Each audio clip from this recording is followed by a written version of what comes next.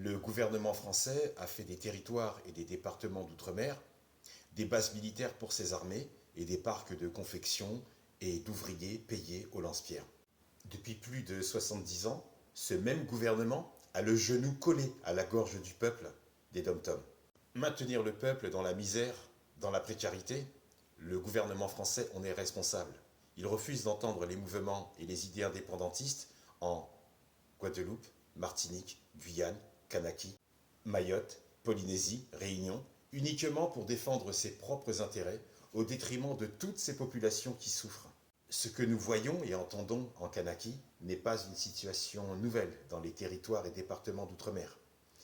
Le coût de la vie chère, l'empoisonnement au chlordécone, les coupures d'eau, les emplois réservés aux métropolitains, la dépossession des terres, exemple l'affaire Hervé Pinto, le traitement par le meurtre qui est légalisé.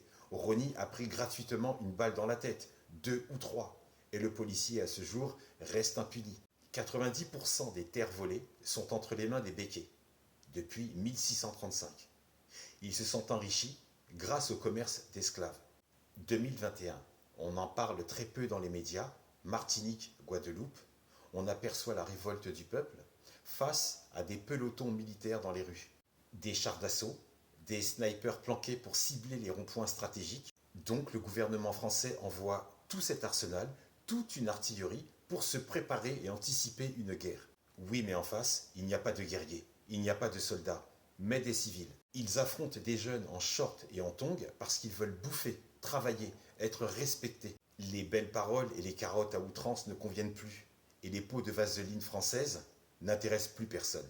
Une jeunesse dans les îles à qui on ne propose que du vent, du chômage et de la misère. Il devient donc logique pour eux, à ce stade de la répression coloniale, que des envies et des idées indépendantistes naissent, à tel point qu'on nous a dit que le chef d'État français va prendre en main, personnellement, le dossier Nouvelle-Calédonie.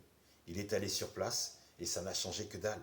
Ça fait des mois que des mecs chelous courent à poil dans les rues et se balancent des trucs suspects. Si autant on emporte les cons, pour les Kanaks, c'est une guerre civile.